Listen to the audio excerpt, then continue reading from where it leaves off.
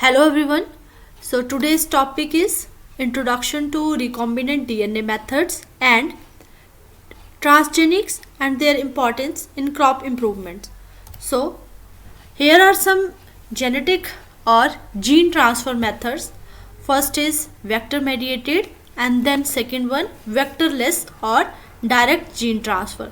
So vector mediated gene transfer requires agrobacterium mediated transformation, then virus mediated gene transformation. In case of vectorless or direct gene transfer methods, first one is physical method and second one is chemical method, then third one is DNA imbibed by cell, tissue and organs. So in case of physical method, which includes the electroporation, then second one is about the particle bombardment जिसे कि हम micro projectile और biolistic method भी कहते हैं. Then next one is a macro injection method and micro injection method. Then in case of chemicals, where chemicals are used to transfer the genes, first method is PEG mediated gene transfer, then which is polyethylene glycol, and then polycission DMSCO technique, then next one is DEA dextran technique. So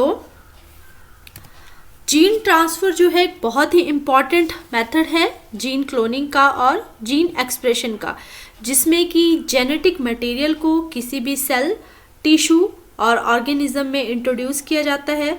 और जो ये technique है recombinant DNA transfer technology जो है, जो कि biology की एक बहुत ही इम्पॉर्टेंट फील्ड है, जिसमें कि जीन की फंक्शनिंग, उसके ट्रीटमेंट, डिजीज़ का ट्रीटमेंट और क्रॉप्स में कैसे यील्ड को इम्प्रूव किया जाए उसके बारे में बात की जाएगी.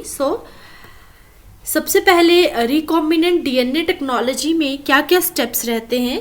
फर्स्ट स्टेप है आइसोलेशन ऑफ डिजायर्ड डीएनए, यानी कि जिस भी प्लांट और टिश्यू का हमने डिज़ायर्ड डीएनए जो कि रिक्वायर्ड डीएनए पार्टिकल होगा, उसको अगर हमने उसकी जीन्स को ट्रांसफ़र करना है, सेकंड जहाँ पर जो नॉन डिज़ायरेबल रहते हैं जो डीएनए हैं उसमें ट्रांसफ़र करना है, उस सेल और ऑर्गेनली या फिर ऑर्गेनिज्म में ट्रांसफ़र करना है, तो उसके लिए सबसे पहले आइसोलेशन की जाएगी डिज़ायर्ड डीएनए की. देन जितना भी जो पर्टिकुलर जीन होगा जो कि हमें ट्रांसफ़र करना रहेगा, उसे हम एक सूटेबल एंजाइम की प्रेजेंस में कट करेंगे. देन थर्ड मेथड, जो थर्ड इसका स्टेप रहता है वो है लाइगेशन. लाइगेशन जो है एक बहुत ही इम्पॉर्टेंट स्टेप है क्लोनिंग का, जिसमें कि लाइगेट किया जाता है किसी भी सूटेबल क्लोनिंग वेक्टर को, यानी कि क्लोनिंग वेक्टर के थ्रू उसको कंबाइन किया जाता है जीन को और ट्रांसफ़र किया जाता है दूसरे किसी ऑर्गेनिज्म में. Then next step is transformation of recombinant DNA into a suitable host. By using this vector कोई भी जो सूटेबल जीन रहेगा उसे लाइगेट किया जाएगा, क्लब किया जाएगा वेक्टर के साथ, देन इसको ट्रांसफॉर्म किया जाएगा किसी भी डीएनए में, और डीएनए को जैसे कि हम रिकॉम्बिनेंट डीएनए कहेंगे एक सूटेबल होस्ट में. यहाँ पे वर्ड रिकॉम्बिनेंट डीएनए है. रिकॉम्बिनेंट का मतलब है कि जब हम किसी वेक्टर या वेक्टरलेस टेक्नोलॉजी से किसी भी जीन को लाइगेट करेंगे जो कि एक डिज़ायर्ड जीन होगी, उसे जब हम एक पर्टिकुलर होस्ट सेल में इंट्रोड्यूस कर रहे हैं, तो इस जो टेक्नोलॉजी है, इस टेक्नोलॉजी को हम रिकॉम्बिनेंट डीएनए टेक्नोलॉजी कहते हैं. तीन तरह के जीन ट्रांसफ़र रहते हैं. पहला अगर बात की जाए तो जीन ट्रांसफ़र हॉरिजॉन्टल टाइप का जीन ट्रांसफ़र रहता है, जिसमें कि जो ट्रांसफ़र रहता है जेनेटिक मटेरियल का बिटवीन द ऑर्गेनिज्म, दो ऑर्गेनिज्म के बीच में, अदर देन द यानी कि vertical inheritance, other than by the vertical inheritance, यानी कि पेरेंट्स टू ऑफस्प्रिंग जो है वो जीन ट्रांसफ़र नहीं होगा. Then in case of vertical gene transfer, vertical gene transfer में क्या होगा कि पेरेंट्स से ऑफस्प्रिंग में ट्रांसमिशन होगी डीएनए की during the reproduction step. So vertical gene transfer जो है एक नेचुरल, आप कह सकते हैं नेचुरल जीन ट्रांसफर भी है। देन जो थर्ड रहता है ट्रांसफर, जीन ट्रांसफर टेक्नोलॉजी का स्टेप, वो है आर्टिफिशियल जीन ट्रांसफर। सो आर्टिफिशियल जीन ट्रांसफर में बहुत सारे मेथड्स रहते हैं, जिसमें कि बायोटेक्नोलॉजी की ये इस तरह की टेक्निक है जिसमें किसी भी जेनेटिक मटेरियल को बाय यूजिंग यानी आर्टिफिशियल मीडियम उसके थ्रू अनदर ऑर्गेनिज्म में ट्रांसफ़र किया जाता है। So the methods of gene transfer are transformation, यानी कि ट्रांसफॉर्मेशन का मतलब है कि direct uptake of DNA by a cell often used in bacterials and plant cells. So transfection रहता है दूसरा स्टेप, जिसमें कि किसी भी वेक्टर की प्रेजेंस में इंट्रोडक्शन की जाती है डीएनए की इनटू द सेल। सो उसे हम कहेंगे ट्रांसफेक्शन। देन इलेक्ट्रोपोरेशन, इलेक्ट्रोपोरेशन में हम जनरली इलेक्ट्रिकल पल्सेस का यूज़ करते हैं so that to create some temporary holes in the particular cell membrane so that to allow its DNA to enter। यानी कि किसी भी पर्टिकुलर सेल मेम्ब्रेन में जहाँ पर हमें डीएनए को इंट्रोड्यूस करना है वहाँ पर इलेक्ट्रोपोरेशन मेथड से, जिसमें कि इलेक्ट्रिकल पल्सेस का यूज़ किया जाता है, उसके थ्रू टेम्परेरी होल्स किए जाएंगे एंड देन जो डीएनए होगा उसे एंटर करने के लिए अलाउ किया जाएगा। देन नेक्स्ट रहता है, जैसे कि मैंने बात कही थी, माइक्रो एंजाइम्स की। सो माइक्रो एंजाइम्स या फिर माइक्रो इंजेक्शन मेथड में क्या होता है कि डायरेक्ट इंजेक्ट करेंगे किसी भी डीएनए को किसी पर्टिकुलर सेल में यूजिंग सम माइक्रो नीडल्स। तो माइक्रो नीडल्स जो है माइक्रो इंजेक्शंस के लिए यूज़ की जाती हैं। And then some about the applications of genetic transformation, यानी कि जीन ट्रांसफ़र की क्या एप्लीकेशंस हैं। सबसे पहला स्टेप रहता है genetic engineering. So firstly I will discuss about the genetic engineering. Genetic engineering में जो है पर्टिकुलर जीन को ट्रांसफ़र किया जाएगा with some desirable traits into an organism such as pest for the pest resistance और drought tolerance. यानी कि gene engineering में किसी भी पर्टिकुलर ट्रेट को, ट्रेट हम कह रहे हैं पर्टिकुलर जीन को जो कि कैरी कर रही है specific trait of interest, then उसे हम ट्रांसफ़र करेंगे किसी पर्टिकुलर ऑर्गेनिज्म में जहाँ पर उसकी रिक्वायरमेंट होगी। सो फॉर एग्जांपल बात की जाए, अगर पेस्ट रेजिस्टेंस के लिए यूज़ किया जाता है, देन ड्राउट टॉलरेंस के लिए। तो पेस्ट रेजिस्टेंस का मैं सबसे इम्पॉर्टेंट एग्जांपल बीटी ब्रिंजल का देती हूँ, जहाँ पर जेनेटिक इंजीनियरिंग प्रोसेस को यूज़ किया गया था। तो इस स्टेप में आप देख सकते हैं कि एक पर्टिकुलर सेल है जहाँ पर हम एग्रोबैक्टीरियन ट्यूमिफेशन बैक्टीरिया है, वहाँ से हम पर्टिकुलर जीन को जो है कट कर रहे हैं रेस्ट्रिक्शन एंजाइम की प्रेजेंस में। जीन को यहाँ से इस पर्टिकुलर सेल से कट किया जाएगा। देन ये आपका जो है एक लाइगेशन का स्टेप है जहाँ पर उस प्लाज्मिड को, प्लाज्मिड यानी एक वेक्टर है, उसके साथ इसे अटैच किया जाएगा जो हमने जीन को रेस्ट्रिक्शन साइट पे क्लीव किया होगा। यानी कि ये टीआई प्लाज्मिड है, ट्यूमर इंड्यूसिंग प्लाज्मिड है, जो कि पर्टिकुलर जीन ऑफ इंटरेस्ट जो कि हमने एग्रोबैक्टीरियम ट्यूमिफेशियन जो एक बैक्टीरिया है वहाँ से लिया है। तो वहाँ से उस जीन को कट किया और क्लीवेज साइट पे, रेस्ट्रिक्शन क्लीवेज साइट पे इसे ज्वाइन किया। देन जो प्लाज्मिड होगा उसे हम रिमूव करेंगे बैक्टीरियम से, यानी कि ये जो प्लाज्मिड है ये बैक्टीरिया के अंदर का प्लाज्मिड है जो एज अ वेक्टर काम कर रहा है। तो इसे जब हमें रिमूव करेंगे और ट्रांसफर डीएनए से टी-डीएनए से कट करेंगे by using some restriction enzymes. तो फॉरेन डीएनए को यहाँ पे कट किया by using same enzyme and then जो फॉरेन डीएनए था उसको हमने इंसर्ट किया इस प्लाज्मिड में, रिकॉम्बिनेंट बनाया टीआई प्लाज्मिड का, यानी कि ये हमारा ट्रेट ऑफ इंटरेस्ट है और यहाँ से हमने इसको जो क्लीवेज साइट है वहाँ से कट किया और इसमें इंट्रोड्यूस किया। देन जो प्लाज्मिड है उसको हमने री इंसर्ट किया एक पर्टिकुलर बैक्टीरियम में जिसे हम एग्रोबैक्टीरियम ट्यूमिफिशियंस कह रहे हैं, जिसमें कि गॉल फॉर्मेशंस की आप कह सकते हैं ट्यूमर इंड्यूसिंग कैपेसिटी है। सो उस बैक्टीरिया से हमने को हमने इंसर्ट किया, या फिर आप कह सकते हैं कि बैक्टीरिया को हमने यूज़ किया to insert that particular T DNA, transfer DNA, so that कि उसमें जो है एक पर्टिकुलर जीन ऑफ इंटरेस्ट है क्रोमोसोम में attached for a particular plant cell.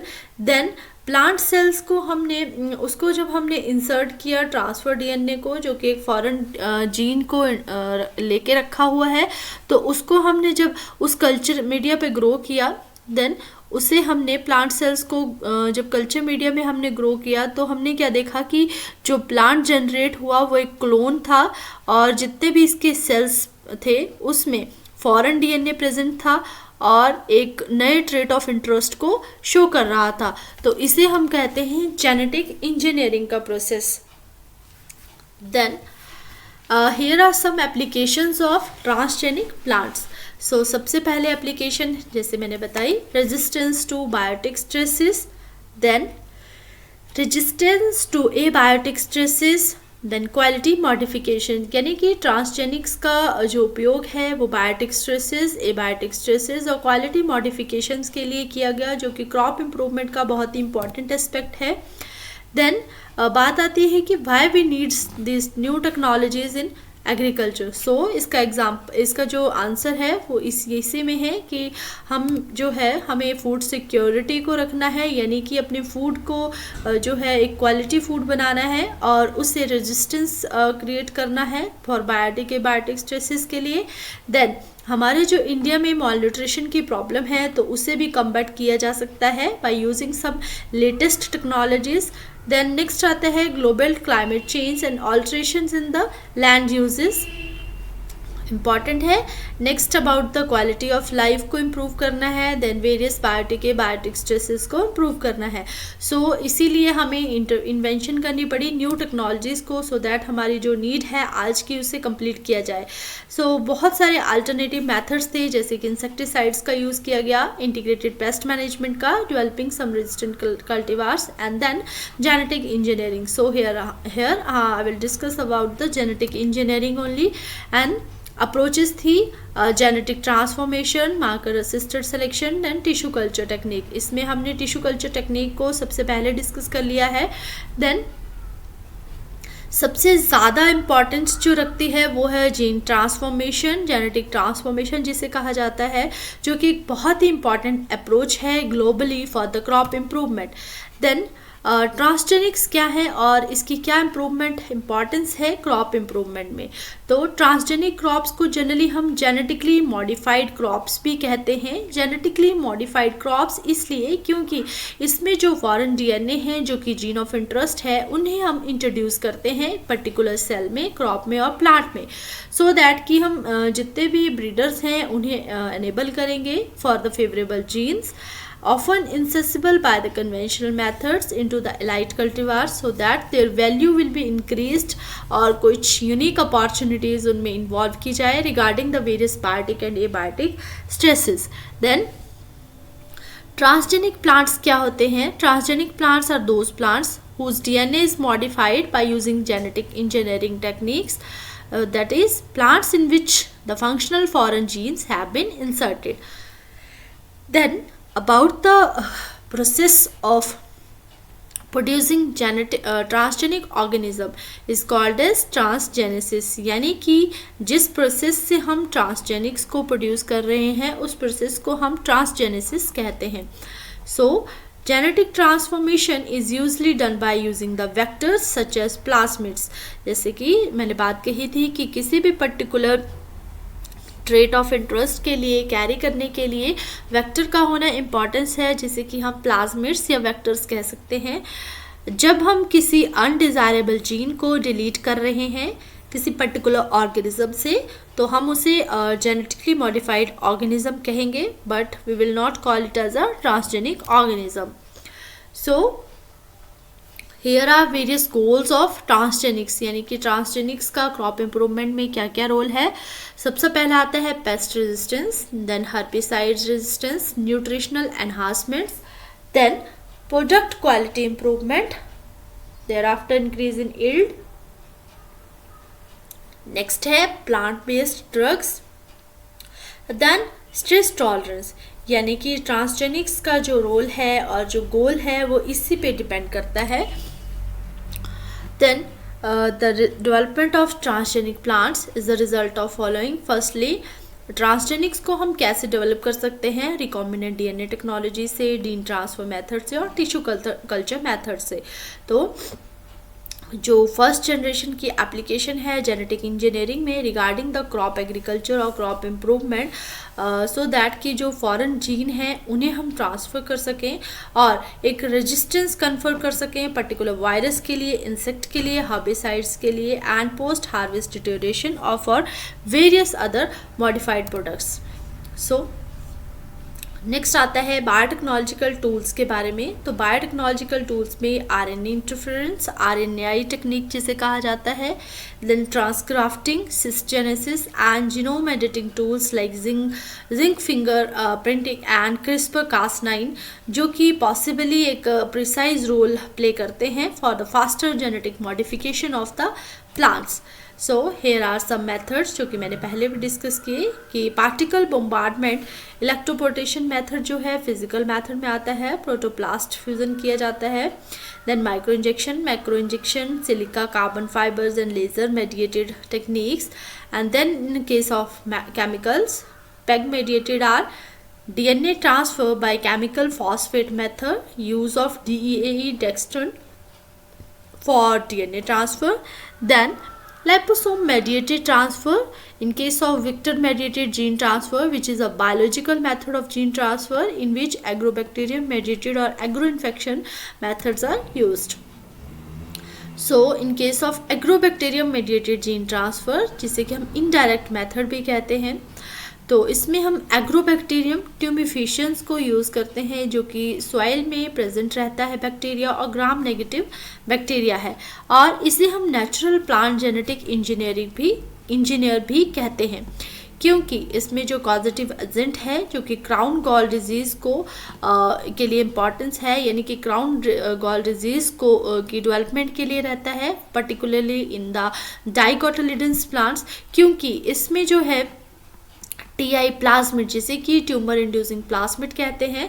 तो यहाँ पर जो टीआई प्लाज्मिड की मैंने बात कही थी जो कि वेक्टर मेडिएटेड जीन ट्रांसफ़र है, यहाँ पर टीआई प्लाज्मिड से पर्टिकुलर जो जीन रहता है उससे कट किया जाता है रिस्ट्रिक्शन एंजाइम की प्रेजेंस में। देन वहाँ पर जो फॉरेन डीएनए होता है उसे इंसर्ट करके बैक्टीरियल जीन ट्रांसफ़र किया जाता है, जिसकी वजह से प्लांट जीनोम जो है वो चेंज होता है। Then this is all about the agrobacterium mediated gene transformation. मैंने बताया कि किस तरह से एग्रोबैक्टीरियम का यूज़ किया जाता है जहाँ पर टीआई प्लाज्मिड प्रेजेंट रहता है और टीआई प्लाज्मिड में जो ट्रांसफ़र डीएनए है या फिर जो रिस्ट्रिक्शन साइट है वो प्रेजेंट है। तो उस साइट पर से जो ट्यूमर इंड्यूसिंग प्लाज्मिड रहता है या फिर वो पर्टिकुलर जीन जो कि ट्यूमर की फॉर्मेशन के लिए रिस्पॉन्सिबल है उसे कट करके वहाँ पर किसी फॉरेन जीन को डीएनए को इंसर्ट किया जाता है एंड देन उसकी कल्चरिंग की जाएगी, और सब कल्चरिंग करने के बाद, यानी कि कल्चरिंग किया तो सब कल्चरिंग करने के बाद जो है जो प्लांट सेल जिसे कि हम क्लोन कहेंगे उसका जो हर एक पोर्शन रहेगा प्लांट का वो रिकॉम्बिनेंट डीएनए रहेगा। Then in case of electroporation method जिसे कि हम डायरेक्ट मेथड कहते हैं, तो इसमें मैंने बताया कि किस तरह से हाई वोल्टेज की इलेक्ट्रिकल पल्सेस को अप्लाई किया जाता है। इन केस ऑफ प्रोटोप्लास्ट वहाँ पर पोर किया जाएगा, यहाँ पे इंट्रोडक्शन ऑफ जीन्स के लिए पोर किया जाएगा। देन यहाँ पे किसी भी जो फॉरेन डीएनए होगा उसको इंसर्ट किया जाएगा और यहाँ पे इस पोर्शन की कैपेसिटी होगी फॉरेन जीन को फैसिलिटेट करेगा अपनी side and then it will heals the cells during the gene transformation. Next आता है जीन गन मैथड यानी कि डायरेक्ट मेथड।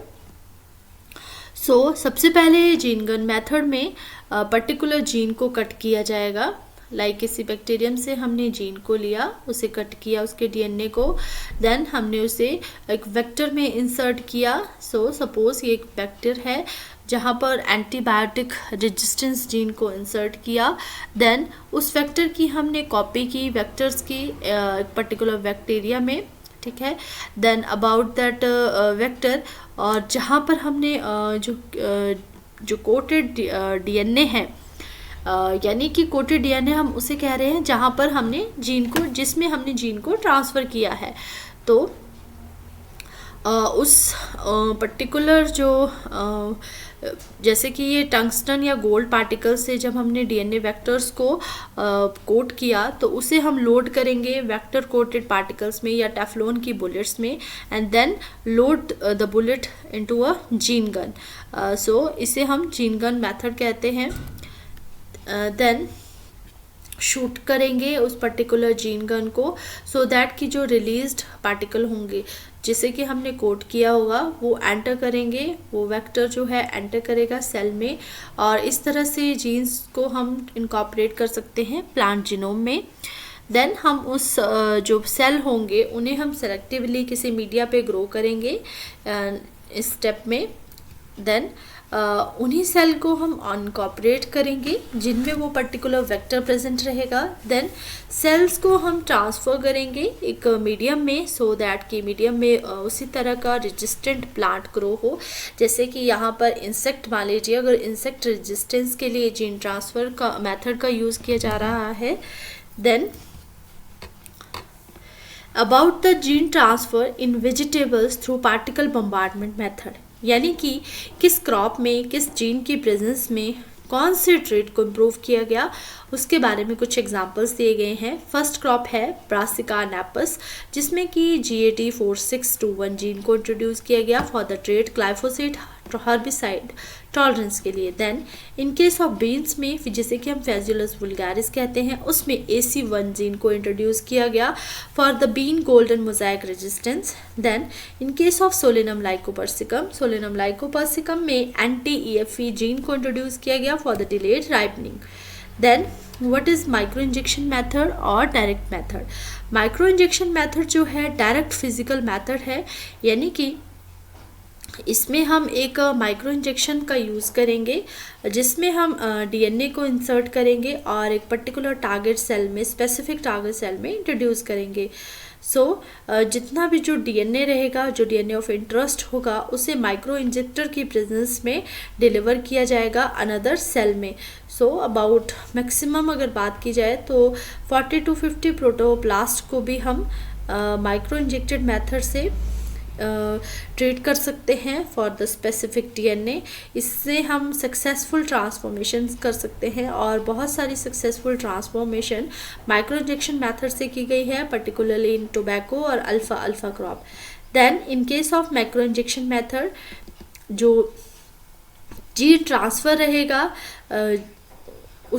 उसको जो है कैप्चर करने के लिए एक पर्टिकुलर मेथड का यूज़ किया जाएगा, जिसमें जो नीडल्स रहेगी वो एक डायमीटर की होगी, पर्टिकुलर डायमीटर की, जिसका जो डायमीटर रहेगा वो जनरली उस सेल से ज़्यादा रहेगा जिस सेल में हमने इंट्रोडक्शन करनी है।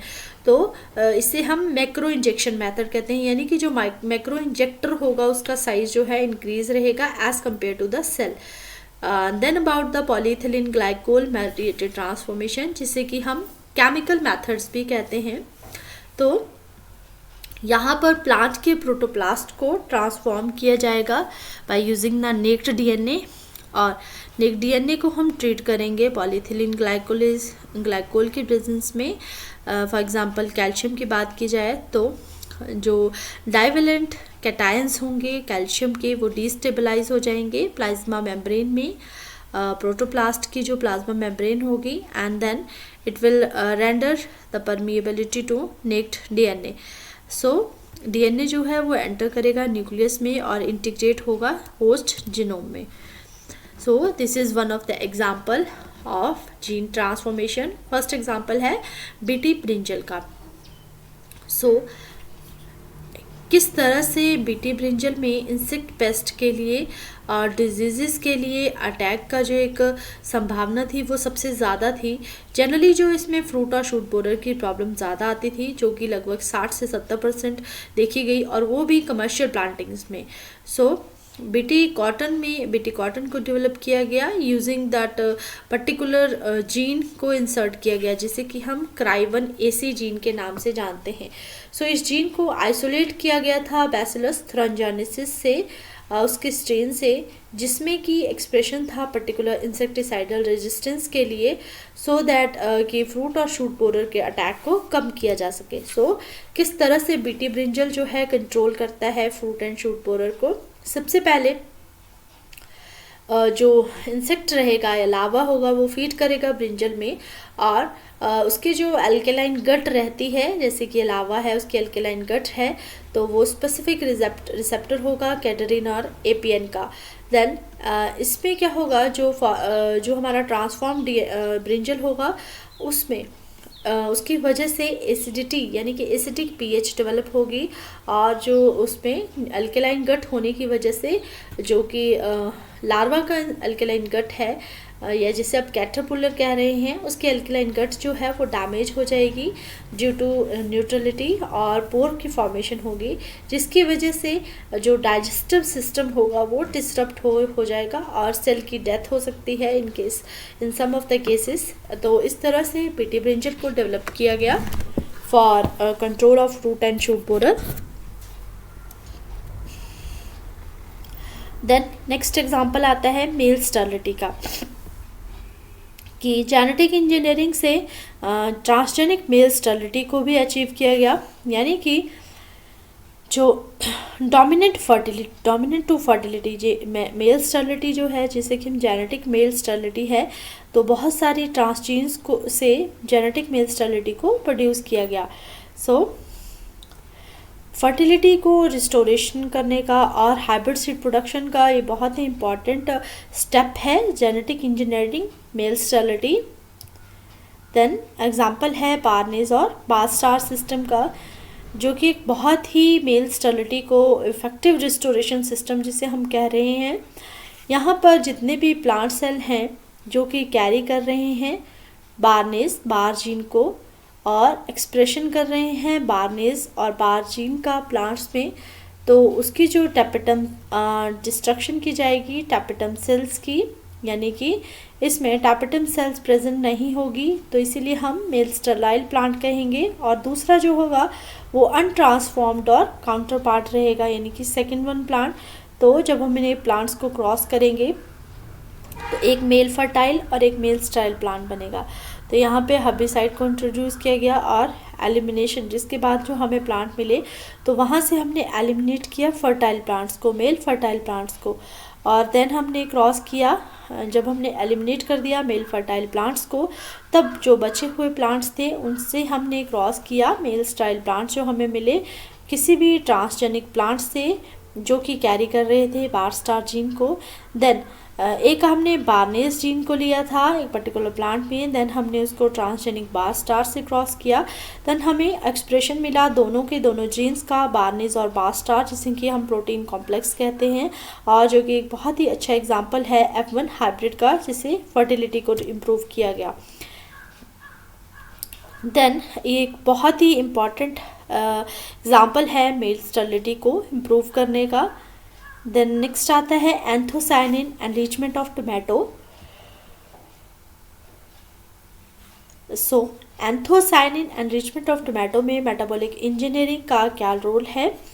यहाँ पर ट्रांसजेनिक टोमेटो प्लांट्स जो कि अकोमुलेट कर रहे थे हाई अमाउंट ऑफ एंथोसायनिन, यहाँ पे इन फ्रूट्स में ज़्यादा अमाउंट है एंथोसायनिन का, तो इन फ्रूट्स को डेवलप किया गया bye using the specific expression of type 2 transcription factor, जो कि हमने डेलिलिया और रोजल से लिया। रोजल्स और डेलिलिया से हमने एंटीराइनम मेजर को जो है उसको आइसोलेट किया, उन जीन्स को आइसोलेट किया। देन टोमेटो का जो प्लांट्स हैं जिन्हें हम ट्रांसजेनिक प्लांट्स कह रहे हैं उनमें हमने इंट्रोड्यूस किया, तो हमने आइडेंटिकल प्लांट्स को कलेक्ट किया, अकोमुलेशन हमने वहाँ पे पाया कि उसमें उन प्लांट्स के फ्रूट्स में सबसे ज़्यादा अकोमुलेशन थी एंथोसायनिन पिगमेंट्स की, सो जो कि पर्पलिश कलर दे रहे थे after the fruit development. So anthocyanin rich tomato fruits की इम्पॉर्टेंट है बहुत ही, जो कि एक प्रोटेक्टिव फंक्शंस की तरह काम करता है against the various lifestyle related diseases. Then next example है ट्रांसजेनिक कॉलीफ्लावर का। तो ट्रांसजेनिक कॉलीफ्लावर में जैसे कि हम OR जीन है जो कि carotenoid rare carotenoid gene mutation है, तो जिसमें कि बीटा कैरोटीन का लेवल ज़्यादा है, तो उस जीन को जिसे हम ORN कह रहे हैं उसको इंट्रोग्रेस किया गया इंडियन कॉलीफ्लावर में for the beta carotene enrichment. So इस तरह से OR जीन को, जो कि कैरोटीनॉइड अकोमुलेटिंग जीन है जिसमें कि पिगमेंट्स प्रेजेंट हैं, उसको हमने अनपिगमेंट टिश्यूज़ में जैसे कि कर्ड पित्त है उसमें इंट्रोड्यूस किया गया। तो हमने देखा कि जो कैरोटीनॉइड की कंपोजिशन थी वो मतलब कि OR जीन से कैरोटीनॉइड की कंपोजिशन, जो लीव्स की कंपोजिशन थी वो अफेक्ट नहीं हुई, बट जो पित्त है, पित्त का पोर्शन था और जो कर्ड्स था वहाँ की जो प्रेजेंस थी उसमें जो आप कह सकते हैं कि बीटा कैरोटीन की प्रेजेंस, जो कि एंटीऑक्सीडेंट है, उसकी प्रेजेंस ज़्यादा देखी गई। तो इससे एक ट्रांसजेनिक कॉलीफ्लावर प्रोड्यूस किया गया। So it is all about the transgenics and recombinant DNA technologies and various methods of transgenic technologies. Thank you everyone.